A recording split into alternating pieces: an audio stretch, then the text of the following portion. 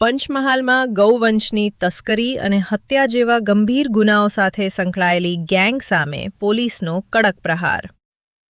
6 આરોપીઓ સામે ગુજસી ટોક હેઠળ કાર્યવાહી. પંચમહાલ LCBA ગોધરામાં સક્રિય ગેંગના 6 આરોપીઓ સામે ગુજસી ટોક હેઠળ ગુનો નોંધ્યો છે.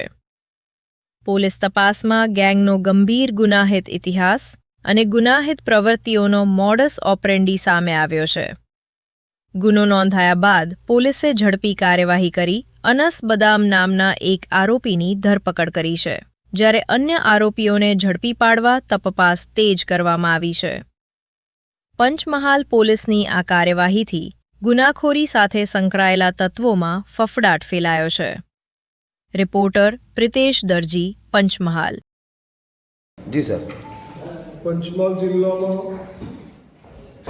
DIGP વિધિ ચૌધરી સાહેબ અને SP શ્રી ડૉક્ટર હરેશભાઈ દુધાત સાહેબની સૂચનાથી LCBના પોલીસ ઇન્સ્પેક્ટર AB વોરા ગુનાખોરી અને સતત એકથી વધુ ગુના નોંધાયેલ હોય તેવા હિસાબો બાબતે દફતર ચકાસણી કરી અને કુલ 6 આરોપીઓ વિરુદ્ધમાં ગૌવંશના કતલના અને ગૌ તસ્કરીના ગુના નોંધાયેલા હતા.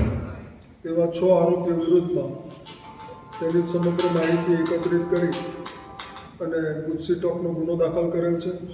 જે 6 પૈકી એક આરોપીની LCBએ એને ડિટેન કરીને તપાસ કરનાર અધિકારી શ્રી નાયબ પોલીસ અધિક્ષક નવીન આહિર કાનૂન વિભાગને સોંપેલ છે. બાકીના 5 આરોપીઓ હાલમાં જ્યુડિશિયલ કસ્ટડીમાં હોય તેઓને નામદાર કોર્ટથી ટ્રાન્સફર વોરંટ મેળવી અને ગુનાના કામે મેળવવા અને અટક કરવાની કાર્યવાહી ચાલુમાં છે.